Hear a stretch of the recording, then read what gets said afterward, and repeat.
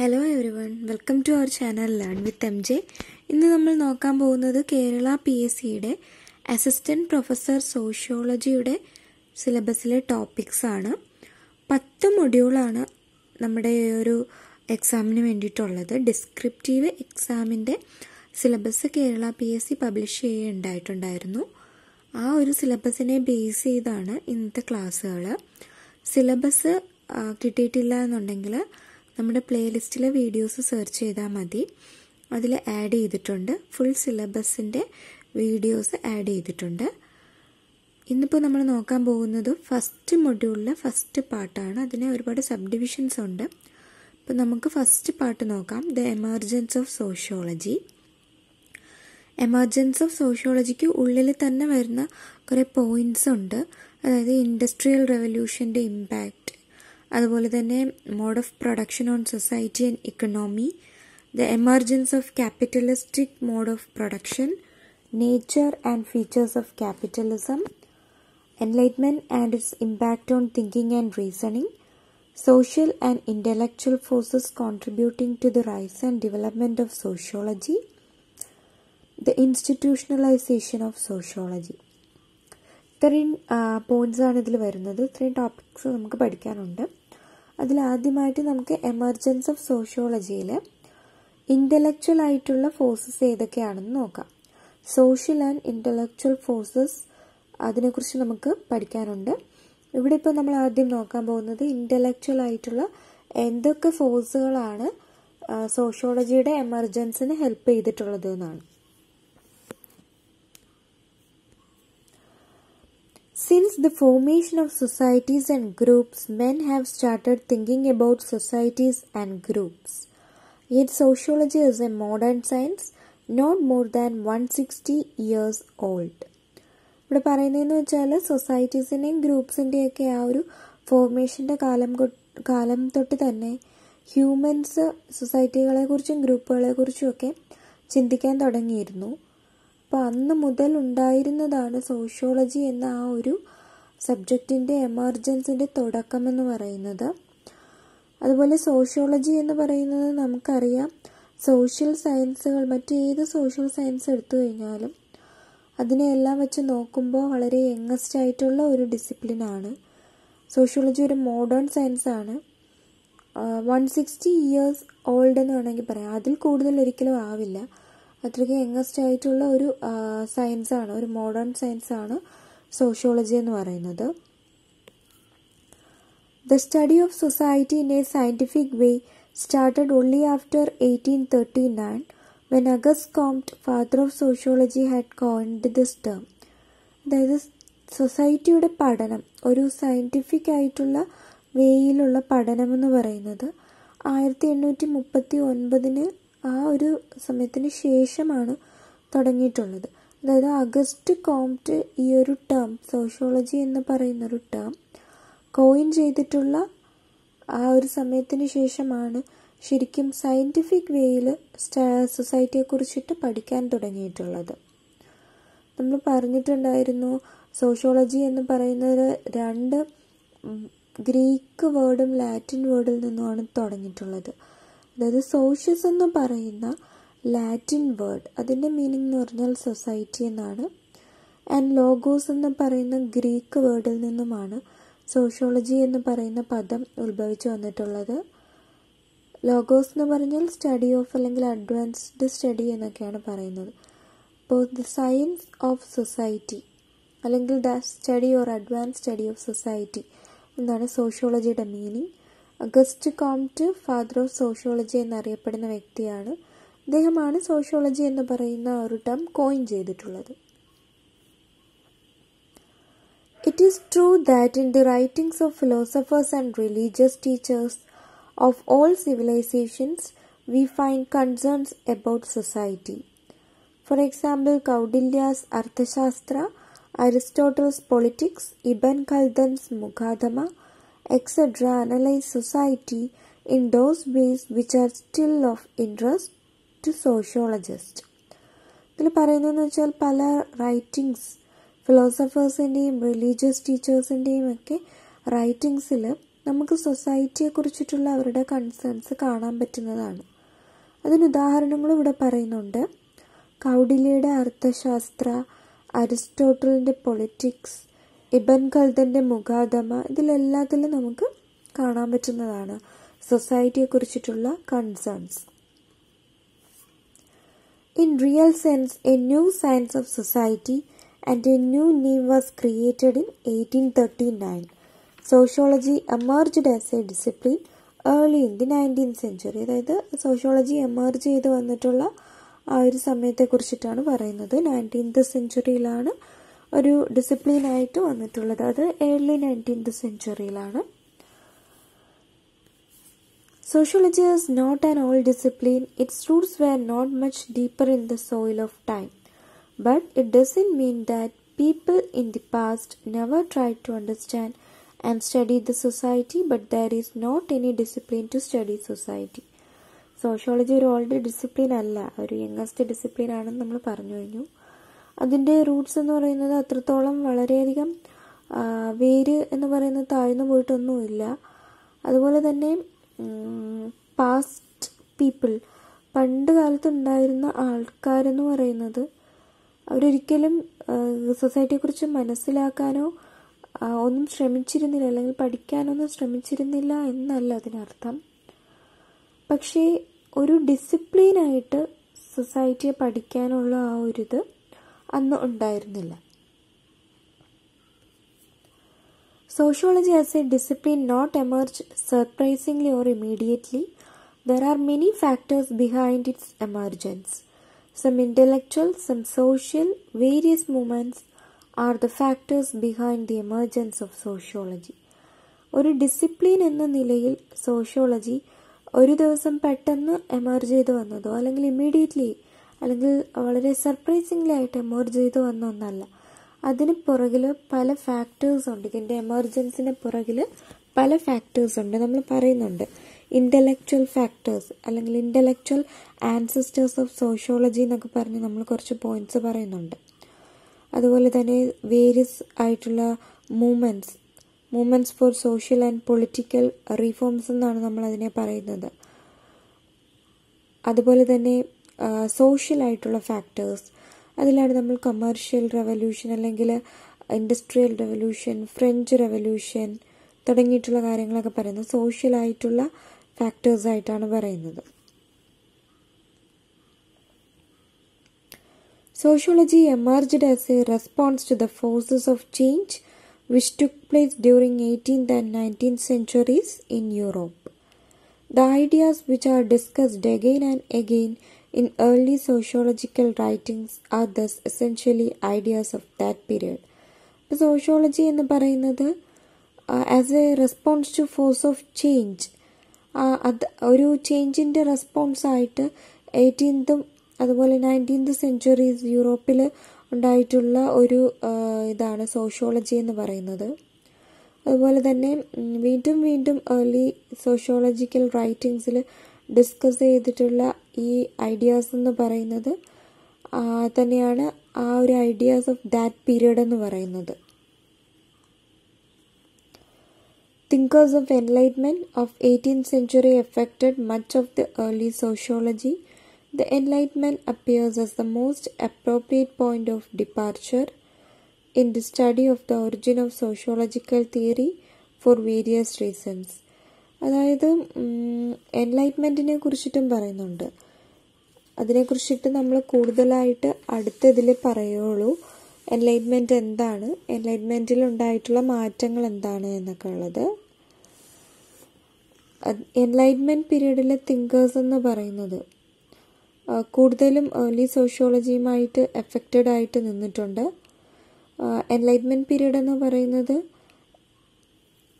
Most appropriate point of departure എന്നാണ് പറയുന്നത് in the study of origin of sociological theory.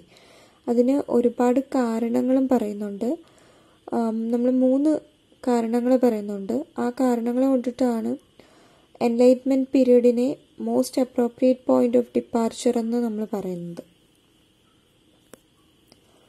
Firstly പറയുകയാണെങ്കിൽ a scientific approach to the study of society dates back to the tradition of enlightenment. The 18th century thinkers began more consistently than any of their predecessors to study the human conditions in a scientific way using the methods of the natural sciences. അപ്പം എന്താണ് കാരണം എന്ന് മനസ്സിലായി കാണും. ഒരു scientific ആയിട്ടുള്ള approach, സൊസൈറ്റിയെ കുറിച്ചിട്ടുള്ള ഒരു സയൻറ്റിഫിക് ആയിട്ടുള്ള അപ്രോച്ച് എന്ന് പറയുന്നത് ഈ ഒരു എൻലൈറ്റ്മെൻറ്റ് ട്രഡീഷനിലാണ് ഉണ്ടായിട്ടുള്ളത്. 18th സെഞ്ച്വറി തിങ്കേഴ്സ് എന്ന് പറയുന്നവർ കൂടുതലായിട്ടും ഹ്യൂമൻ കണ്ടീഷൻസിനെ ഒരു സയൻറ്റിഫിക് വേയിൽ, അതും നാച്ചുറൽ സയൻസിലെ മെത്തേഡ്സ് ഉപയോഗിച്ച് പഠിക്കാൻ തുടങ്ങിയ ഒരു സമയമായിരുന്നു ഈ എൻലൈറ്റ്മെൻറ്റിൻ്റെ പീരീഡ് എന്ന് പറയുന്നത്. They consciously applied scientific principles of analysis to the study of human beings and their nature and society. വളരെ കോൺഷ്യസ്ലി ആയിട്ട് തന്നെ സയൻറ്റിഫിക് പ്രിൻസിപ്പിൾസ് അപ്ലൈ ചെയ്തിട്ട് ഹ്യൂമൻ ബീയിങ്സിനെയും അതുപോലെ ഹ്യൂമൻ ബീയിങ്സിൻ്റെ നേച്ചർ, സൊസൈറ്റിയൊക്കെ പഠിക്കാൻ ശ്രമിച്ചു എന്നാണ് പറയുന്നത്. സെക്കൻഡ്ലി ആയിട്ട് പറയുന്നത് 18th century thinkers upheld reason as a measure to judge social institutions and their suitability for human nature. Human beings according to them are essentially rational and this rationality can lead them to freedom of thought and action. Enlightenment ആ ഒരു period 18th century തിങ്കേഴ്സിനെന്ന് പറയുമ്പോൾ social ഇൻസ്റ്റിറ്റ്യൂഷൻസിനെയും അതുപോലെ തന്നെ human നേച്ചറിൻ്റെ സ്യൂട്ടബിലിറ്റിയൊക്കെ measure ചെയ്യാൻ വേണ്ടിയിട്ടുള്ള ഒരു ഇതായിട്ട് ഈ 18th century തിങ്കേഴ്സ് ഇതിനെ കാണുന്നുണ്ട്. അതുപോലെ ഹ്യൂമൻ ബീയിങ്സ് എന്ന് പറയുന്നത് ഇത്തരത്തിലുള്ള തിങ്കേഴ്സിൻ്റെ അഭിപ്രായത്തിൽ അവർ ശരിക്കും റാഷണലാണ്. അതായത് റാഷണൽ എന്ന് പറഞ്ഞാൽ വളരെ സയൻറ്റിഫിക് ആയിട്ട് തിങ്ക് ചെയ്യുന്ന, വിത്ത് റീസണോട് കൂടി തിങ്ക് ചെയ്യുന്ന ബീയിങ്സ് ആണ്, റാഷണലാണ്. അതുപോലെ തന്നെ റാഷണാലിറ്റിക്ക് കൂടുതൽ പ്രാധാന്യം കൊടുക്കുകയും ഈ റാഷണാലിറ്റി വഴി ഫ്രീഡം ഓഫ് തോട്ടിലോട്ടും ആക്ഷനിലോട്ടും പോകും എന്നൊക്കെ വിശ്വസിച്ചിരുന്നു 18th century തിങ്കേഴ്സ്. അതായത് ആ ഒരു സമയത്ത് ചർച്ച് ബിലീഫ് അല്ലെങ്കിൽ ട്രഡീഷണൽ ബിലീഫ്സ് അതിൽ നിന്നൊക്കെ കുറേയധികം മാറ്റങ്ങളുണ്ടായൊരു പീരീഡായിരുന്നു. സ്വന്തമായി ചിന്തിക്കുക, അതുപോലെ തന്നെ റാഷണലായിട്ട് തിങ്ക് ചെയ്യുക തുടങ്ങിയിട്ടുള്ള കാര്യങ്ങളൊക്കെ സെൻട്രാലിറ്റി, ഫ്രീഡം, ഡെമോക്രസി, റീസൺ ഇതിനെല്ലാം പ്രൈമറി ആയിട്ടുള്ള ഒരു പ്രധാനമായിട്ടുള്ള വാല്യൂ കൊടുത്തിട്ടുള്ളൊരു സമയമായിരുന്നു. ട്രഡീഷണൽ ആയിട്ടുള്ള ഒരു world view dominated by Christianity എന്ന് പറയുന്ന ആ ഒരു ഇതിൽ നിന്നും, അതായത് ഇവിടെ ഉദ്ദേശിക്കുന്ന ക്രിസ്ത്യാനിറ്റി എന്ന് പറയുമ്പോൾ ആ സമയത്തുണ്ടായിരുന്ന ട്രഡീഷണൽ ബിലീഫ്, ചർച്ച് ബിലീഫ്സ് ആയിരുന്നു ആ സമയത്ത് കൂടുതലായിട്ടുണ്ടായിരുന്ന. സോ അതിൽ നിന്നുമൊക്കെ എക്സിസ്റ്റിംഗ് ആയിട്ടുള്ള കൺസെപ്ഷൻസ്, റൂട്ട് ചെയ്തിരുന്ന എക്സിസ്റ്റിംഗ് ആയിട്ടുള്ള ട്രഡീഷണൽ ബിലീഫ്സ് ആൻഡ് പ്രാക്ടീസസ്, അതുപോലെ തന്നെ കൺസെപ്ഷൻസിൽ നിന്നും ഒരു മാറ്റം, creation of A new framework of idea about man, society and nature, ആ ഒരു അങ്ങനെയൊക്കെ പറയുന്ന ഒരു പീരീഡായിരുന്നു ആ എൻലൈറ്റ്മെൻറ്റ് എന്ന് പറയുന്നത്. നമ്മൾ എൻലൈറ്റ്മെൻറ്റിനെ കുറിച്ച് പ്രത്യേകിച്ച് ഒരു പോർഷൻ എടുക്കുന്നുണ്ട്. അതിൽ കൂടുതലായിട്ട് എൻലൈറ്റ്മെൻറ്റിൽ വന്നിട്ടുള്ള മാറ്റങ്ങൾ, എൻലൈറ്റ്മെൻറ്റ് പീരീഡിൽ എന്തൊക്കെയാണ്, ആർട്ട്, കൾച്ചർ, ലാംഗ്വേജ് തുടങ്ങിയിട്ടുള്ളവയിൽ വന്നിട്ടുള്ള മാറ്റങ്ങൾ എന്തൊക്കെയാണ്, അതെങ്ങനെയാണ് സോഷ്യോളജിയുടെ എമർജൻസിനെ ഹെൽപ്പ് ചെയ്തതെന്ന് നമ്മൾ പ്രത്യേകം പറയുന്നു. ഈ ഒരു വീഡിയോയിൽ അത് പറഞ്ഞാൽ ഒരുപാട് ലെങ്തി ആയി പോകും എന്നുള്ളത് കൊണ്ടിട്ട് നമ്മളിവിടെ ചുരുക്കി പറയുകയാണ്. മറ്റൊരു വീഡിയോയിൽ അതിനെക്കുറിച്ച് കൂടുതലായിട്ട് ഇടുന്നതായിരിക്കും. തേർഡ്ലി ആയിട്ട് പറയുന്നത്, the 18th century thinkers believed that human beings are capable of attaining perfection. By criticizing and changing social institutions, they can create for themselves even greater degrees of freedom, which in turn would enable them increasingly to actualize the potentially creative powers. ശരിക്കും ഇപ്പോൾ പറഞ്ഞൊരു കാര്യം തന്നെയാണ് ഇതിലും പറയുന്നത്. അതായത് human beings എന്ന് പറയുന്നത് പെർഫെക്ഷൻ അറ്റൈൻ ചെയ്യാൻ കേപ്പബിലിറ്റി ഉള്ള ബീയിങ്സ് ആണ് എന്ന് 18th century തിങ്കേഴ്സ് ബിലീവ് ചെയ്തിരുന്നു. സോഷ്യൽ ഇൻസ്റ്റിറ്റ്യൂഷൻസിനെ ക്രിട്ടിസൈസ് ചെയ്യുകയും ഒക്കെ ചെയ്യുന്നത് വഴി ഈവൻ ഗ്രേറ്റർ ഡിഗ്രീസ് ഓഫ് ഫ്രീഡമാണ് അവരതിലൂടെ കാണുന്നത്.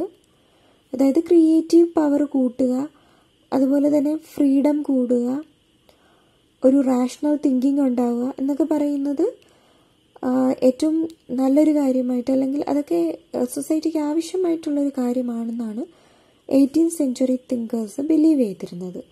ശരിക്കും അവർ ആഗ്രഹിച്ചിരുന്നത് ക്രിട്ടിക്കലി ഇവാലുവേറ്റ് ചെയ്യാനുള്ള ഹ്യൂമൻ ബീയിങ്സിൻ്റെ കഴിവും, അതുപോലെ തന്നെ ഒരു new framework of idea create ചെയ്യുക, പുതിയൊരു മാറ്റം സൊസൈറ്റിയിൽ കൊണ്ടുവരിക എന്നൊക്കെ ഉള്ളതായിരുന്നു. Sociological thinkers are concerned with the above three assumptions. Apart from them, three other intellectual influences current in the post-Enlightenment period influenced the emergence of sociology in Europe. അതായത് ഈ നമ്മളിപ്പോൾ പറഞ്ഞിട്ടുള്ള ഈ 3 അസംഷൻസ് കൂടാതെ ഇൻ്റലക്ച്വൽ ആയിട്ടുള്ള ഇൻഫ്ലുവൻസുകളും ഉണ്ടായിരുന്നു. നമ്മൾ നേരത്തെ ഇത് വീഡിയോ തുടങ്ങുന്നതിന് മുമ്പ് പറഞ്ഞിട്ടുണ്ടായിരുന്നു.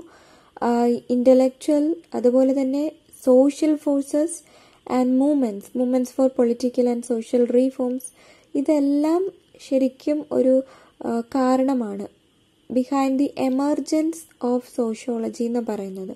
എല്ലാം factors behind the emergence of സോഷ്യോളജിയാണ്. അപ്പോൾ ഇതിൽ നമ്മൾ ഇൻ്റലക്ച്വൽ ആയിട്ടുള്ള ഫാക്ടേഴ്സാണ് നോക്കുന്നത്. ഇൻ്റലക്ച്വൽ ആയിട്ടുള്ള 3 ഫാക്ടേഴ്സ് പറയാം. ഇവയെ നമുക്ക് ഇൻ്റലക്ച്വൽ ആൻസസ്റ്റേഴ്സ് ഓഫ് സോഷ്യോളജി എന്ന് വിളിക്കാവുന്നതാണ്. ഫസ്റ്റ് വൺ എന്ന് പറയുന്നത് ഫിലോസഫി ഓഫ് ഹിസ്റ്ററി, രണ്ടാമതെന്ന് പറയുന്നത് ബയോളജിക്കൽ തിയറീസ് ഓഫ് ഇവല്യൂഷൻ, മൂന്നാമതായി പറയുന്നത് സർവേസ് ഓഫ് സോഷ്യൽ കണ്ടീഷൻസ്. ഈ 3 പോയിന്റുമാണ് ഇൻ്റലക്ച്വൽ ആൻസസ്റ്റേഴ്സ് അല്ലെങ്കിൽ intellectual forces behind the emergence of history എന്ന് പറയുന്നത്, behind the emergence of sociology എന്ന് പറയുന്നത്. ഏതൊക്കെയാണ്? The philosophy of history, the biological theories of evolution and the surveys of social conditions. These 3 intellectual influences are the precursors of sociology and are reflected the writings of the early sociologist. ഇപ്പോൾ early സോഷ്യോളജിസ്റ്റിൻ്റെ റൈറ്റിങ്സിലൊക്കെ നമുക്ക് reflect ചെയ്ത് കാണാൻ പറ്റുന്നതാണ്. ഇവയെന്ന് പറയുന്നത് സോഷ്യോളജിയുടെ പ്രീകേഴ്സറാണ് ഈ പറഞ്ഞിട്ടുള്ള intellectual ആയിട്ടുള്ള influences നമ്മൾ 3 പറഞ്ഞിട്ടുള്ളത്. അതിൽ ആദ്യത്തേത് നോക്കാം, philosophy of history. Philosophy of history എന്ന് പറയുന്നത് in the early part of the 19th century philosophy of history became an important intellectual influence. അപ്പോൾ ഏർലി പാർട്ട് ഓഫ് 19th സെഞ്ച്വറിയിലാണ് ഫിലോസഫി ഓഫ് ഹിസ്റ്ററി ഒരു ഇമ്പോർട്ടൻറ്റ് ഇൻ്റലക്ച്വൽ ആയിട്ടുള്ള ഇൻഫ്ലുവൻസായി മാറിയിട്ടുള്ളത്. ഇതിൻ്റെ ഒരു ബേസിക് അസംഷൻ എന്താണെന്ന് വെച്ചാൽ, society must have progress through a series of steps from a simple to complex stage. Philosophy of history എന്ന് കേൾക്കുമ്പോൾ തന്നെ നമുക്ക് മനസ്സിലാവും ഹിസ്റ്റോറിക്കലായിട്ടുള്ള കാര്യമാണ്. ദാറ്റ് മീൻസ് സൊസൈറ്റി എന്ന് പറയുന്നത് ഇവോൾവ് ചെയ്ത് വന്നത് അല്ലെങ്കിൽ പ്രോഗ്രസ് ചെയ്ത് വന്നത് ഒരു സീരീസ് ഓഫ് സ്റ്റെപ്സിൽ നിന്നുമാണ്. അതായത് സിമ്പിൾ ടു കോംപ്ലക്സ് സ്റ്റേജ്, സിമ്പിളായ സൊസൈറ്റിയിൽ നിന്നും ഒരു കോംപ്ലക്സ് ആയിട്ടുള്ള സ്റ്റേജിലോട്ട് ഇവോൾവ് ചെയ്ത് വന്നു എന്നാണ് പറയുന്നത്. അതാണ് ഫിലോസഫി ഓഫ് ഹിസ്റ്ററിയിൽ പറയുന്നത്. The social thinkers who developed the philosophy of history, such as Ebbe Saint-Péry and Giambattista, were concerned with the whole of society and not merely the political or the economic or the cultural aspect. അപ്പോൾ social thinkers ആരൊക്കെയാണ് ഈ ഒരു philosophy of history develop ചെയ്തതെന്ന് പറയുന്നുണ്ട്. എബെ സെയിന്റ്-പേരിയും ജിയാംബത്തിസ്റ്റയാണ്. ഇവരൊക്കെ എന്ന് പറയുന്നത് society as A whole ആയിരുന്നു അവരുടെ എല്ലാവരെയും കൺസേൺ അല്ലെങ്കിൽ കൺസിഡറേഷൻ എന്ന് പറയുന്നത്. അല്ലാതെ സൊസൈറ്റിയിൽ പ്രത്യേകം പൊളിറ്റിക്കൽ അല്ലെങ്കിൽ ഇക്കണോമിക് അല്ലെങ്കിൽ കൾച്ചറൽ ആസ്പെക്റ്റ് എന്ന് പറഞ്ഞു ഓരോ ആസ്പെക്റ്റുകൾ മാത്രം നോക്കാതെ, ഇപ്പോൾ ഓരോ സോഷ്യൽ സയൻസിലും ഓരോ ആസ്പെക്റ്റുകൾ മാത്രമാണ് പഠിക്കുന്നത്. ഇക്കണോമിക്സിലാണെങ്കിൽ ഇക്കണോമി ഓഫ് സൊസൈറ്റി, പൊളിറ്റിക്കൽ സയൻസിലാണെന്നുണ്ടെങ്കിൽ പൊളിറ്റിക്സ്, അതുപോലെ കൾച്ചറൽ ആസ്പെക്റ്റിൽ നോക്കുമ്പോഴത്തേക്കും കൾച്ചറിൽ മാത്രം കോൺസെൻട്രേറ്റ് ചെയ്ത് ആണ് പോകുന്നത്. അപ്പോൾ സൊസൈറ്റി ആസ് എ ഹോളായിട്ട് പഠിക്കുക, അതായിരുന്നു സോഷ്യൽ തിങ്കേഴ്സിൻ്റെ, ഫിലോസഫി ഓഫ് ഹിസ്റ്ററി റിലേറ്റ് ചെയ്ത് വരുന്ന സോഷ്യൽ തിങ്കേഴ്സിൻ്റെ എല്ലാം കൺസേൺസ് എന്ന് പറയുന്നത്. Later, the contributions of Comte, Spencer, Marx and many others reflected the impact of the laws of this intellectual trend in their sociological writings. അപ്പോൾ മാർക്സിൻ്റെയും കോംറ്റിൻ്റെയും സ്പെൻസറിൻ്റെയും അതുപോലെ ഒത്തിരി മറ്റ് കോൺട്രിബ്യൂട്ടേഴ്സ് അവരുടെ എല്ലാവരുടെയും സോഷ്യോളജിക്കൽ റൈറ്റിങ്സിൽ ഈ ഒരു ഇൻ്റലക്ച്വൽ ട്രെൻഡിൻ്റെ ലോസിനെ കുറിച്ചിട്ടുള്ള impact of the loss of this intellectual trend. അപ്പോൾ ഇൻ്റലക്ച്വൽ ട്രെൻഡിൻ്റെ ലോസിൻ്റെ ഇമ്പാക്റ്റ് അതിനെക്കുറിച്ചിട്ടൊക്കെ ഇവരുടെ എല്ലാവരുടെയും വർക്ക്സിൽ പറഞ്ഞിട്ടുണ്ട്. അടുത്തതായിട്ട് രണ്ടാമതായിട്ട് നമ്മൾ പറയുന്നത് ബയോളജിക്കൽ തിയറീസ് ഓഫ് എവല്യൂഷനാണ്. The influence of the philosophy of history was further reinforced by the biological theory of evolution. അപ്പോൾ ഫിലോസഫി ഓഫ് ഹിസ്റ്ററി കഴിഞ്ഞിട്ട് പിന്നെ വരുന്നത് ബയോളജിക്കൽ തിയറി ഓഫ് എവല്യൂഷൻ ആണ്. ഇത് ഫർദർലി റീഇൻഫോഴ്സ്ഡ് ആണ്. സോഷ്യോളജി എന്ന് പറയുന്നത് ഒരു ഇവല്യൂഷണറി അപ്രോച്ചിലോട്ട് മൂവ് ചെയ്യുന്നു എന്നുള്ളതാണ് ഇതിൽ പറയുന്നത്. Seeking to identify and account for the principal stages in social evolution. Biological theory of evolution എന്ന് പറയുന്നത് ഒരു ഇവല്യൂഷണറി അപ്രോച്ചിലൂടെ മൂവ് ചെയ്യുന്നു, സൊസൈറ്റിയുടെ മൂവ്മെന്റ് അതാണ് പറയുന്നത്. It tended to be modeled on biology, as is evident from the widely diffused conception of society as an organism and from the attempts to formulate general terms of social evolution. Herbert Spencer and Durkheim are good examples of this kind of writing. ഇപ്പോൾ Herbert സ്പെൻസറിൻ്റെയും ഡർക്കൈമിൻ്റെയൊക്കെ കോൺട്രിബ്യൂഷൻസിൽ നമുക്ക് കാണാൻ പറ്റുന്നതാണ്. Herbert സ്പെൻസറിൻ്റെ organic അനോളജിയൊക്കെ നമ്മൾ പഠിക്കുമ്പോൾ വളരെ famous ആയിട്ട് പഠിക്കുന്നതാണ്. ശരിക്കും സൊസൈറ്റി എന്ന് പറയുന്നത് ഒരു ഓർഗാനിസമായിട്ട് കരുതാമെന്ന് ഓർഗാനിക് അനോളജിയിൽ പറയുന്നുണ്ട്. Comparing with an organism. അതാണ് ബയോളജിക്കൽ തിയറീസ് ഓഫ് ഇവല്യൂഷൻ എന്ന് പറയുന്നത്. ഒരു ഓർഗാനിസം എങ്ങനെ ഇവോൾവ് ചെയ്തു വന്നോ അതുപോലെ സൊസൈറ്റി ഇവോൾവ് ചെയ്യുന്നു എന്നുള്ള രീതിയാണ് ബയോളജിക്കൽ തിയറീസ് ഓഫ് ഇവല്യൂഷനിൽ പറയുന്നത്. അടുത്തതായിട്ട് പറയുന്നത് സർവേസ് ഓഫ് സോഷ്യൽ കണ്ടീഷൻസ് ആണ്. Social survey forms an important element in modern sociology. It emerged due to two reasons. One was the growing conviction that the methods of the natural sciences should and could be extended to the study of human affairs, that human phenomenon could be classified and measured. ഇപ്പോൾ social surveys എന്ന് പറയുന്നത് modern സോഷ്യോളജിയിൽ ഒരു important ആയിട്ടുള്ള ഒരു element ആണ്. ഇത് emerge ചെയ്തിട്ടുള്ളതെന്ന് പറഞ്ഞാൽ രണ്ട് റീസൺ പറയുന്നുണ്ട്.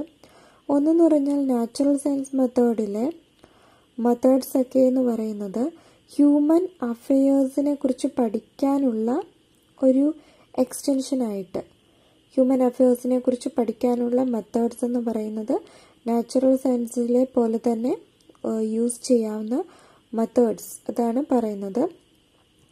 Human phenomenon could be classified and measured. Natural സയൻസിൽ എങ്ങനെയൊക്കെയാണോ ഏതൊക്കെ മെത്തേഡ് ഉപയോഗിച്ചിട്ടാണോ പഠിക്കുന്നത് അതുപോലെ തന്നെ ഹ്യൂമൻ സൊസൈറ്റിയും ഹ്യൂമൻ ഫിനോമിനെയൊക്കെ എന്ത് ചെയ്യാം, ക്ലാസിഫൈ ചെയ്യുകയും മെഷർ ചെയ്യുകയും നാച്ചുറൽ സയൻസിൽ അത് മെത്തേഡ്സ് ഉപയോഗിച്ച് പഠിക്കുകയും ചെയ്യാമെന്നാണ്. മറ്റൊന്നെന്ന് പറയുന്നത് concern with poverty, the social problem following the recognition that poverty was not natural but social. The social survey is one of the principal method of sociological inquiry. അതായത് sociological inquiry എന്ന് പറയുമ്പോൾ sociologically നമ്മൾ മനസ്സിലാക്കുന്ന എൻക്വയറീസിലൂടെ മനസ്സിലാക്കുന്ന കാര്യമാണ്. ഇപ്പോൾ social survey എന്ന് പറയുന്നത് സോഷ്യോളജിക്കൽ ഇൻക്വയറിയുടെ ഒരു ഇമ്പോർട്ടൻ്റ് ആയിട്ടുള്ളൊരു മെത്തേഡായിട്ട് ആക്ട് ചെയ്യും. സർവേ വഴി നമുക്ക് സൊസൈറ്റിയിൽ നിന്നും കിട്ടുകയാണ് നോളജ്, അല്ലെങ്കിൽ സൊസൈറ്റിയിൽ നിന്നും പല കാര്യങ്ങളും സൊസൈറ്റിയെക്കുറിച്ച് മനസ്സിലാക്കാൻ പറ്റുന്നു, പല അറിവുകളും കിട്ടുന്നു എന്നുള്ളതാണ്. അപ്പോൾ പോവർട്ടി എന്ന് പറയുന്ന ഒരു കാര്യം നമുക്ക് സൊസൈറ്റിയിൽ നിന്നും മനസ്സിലാക്കാൻ പറ്റുന്നൊരു കാര്യമാണ്. ത്രൂ ദ സോഷ്യൽ സർവേ അല്ലെങ്കിൽ സോഷ്യൽ എൻക്വയറി വഴി മനസ്സിലാക്കാവുന്ന കാര്യം സൊസൈറ്റിയിൽ പോവർട്ടി എന്ന് പറയുന്നൊരു കാര്യം ഇറ്റ് ഈസ് സോഷ്യൽ എന്നാണ് പറയുന്നത്. പോവർട്ടി എന്ന് പറയുന്നത് ഒരാൾക്ക് വരുന്ന ഒരു സിംഗിൾ കണ്ടീഷൻ മാത്രമല്ല, പകരം പോവർട്ടി എന്ന് പറയുന്നത് it is A social condition. സൊസൈറ്റിയിൽ നിന്നും ഉണ്ടാകുന്ന ഒരു കണ്ടീഷനാണ് പോവർട്ടി എന്നാണ് പറയുന്നത്. സ്റ്റഡി ഓഫ് ഹ്യൂമൻ അഫയേഴ്സിനെ ക്ലാസിഫൈ ചെയ്യാനും മെഷർ ചെയ്യാനുമൊക്കെ സോഷ്യൽ സർവേസ് വളരെയധികം ഇമ്പോർട്ടൻ്റ് ആണ് എന്ന് പറയുന്നുണ്ട്. അപ്പോൾ അത്തരത്തിൽ ഉള്ള ഒരു മെഷർമെൻറ്റിലൂടെ അല്ലെങ്കിൽ ക്ലാസിഫിക്കേഷനിലൂടെയും സർവേസിലൂടെയും മനസ്സിലാക്കാൻ പറ്റുന്നത് പോവർട്ടി നാച്ചുറലായിട്ട് നടക്കുന്ന ഒന്നല്ല, പകരം it is A social problem, that is social എന്നാണ് പറയുന്നത്.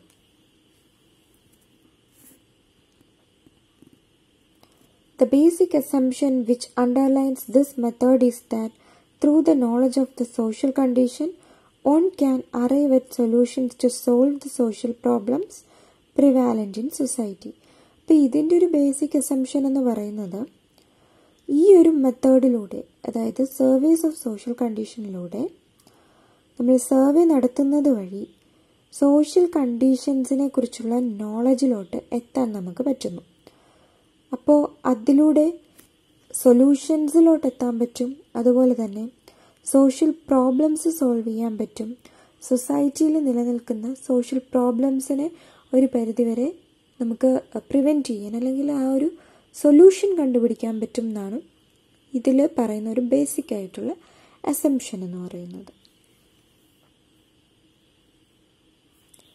ഇത്രയാണ് നമ്മൾ ഈ ഒരു വീഡിയോയിൽ പറയുന്നത്.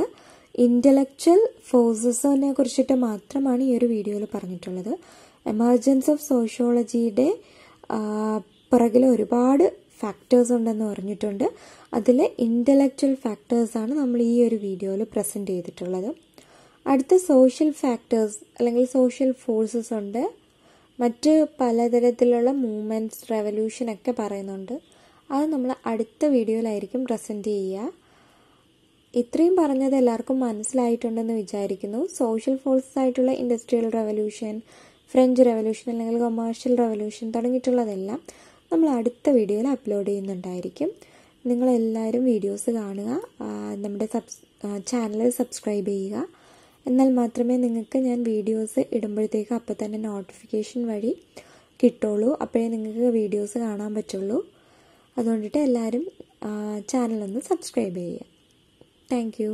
Thanks for watching.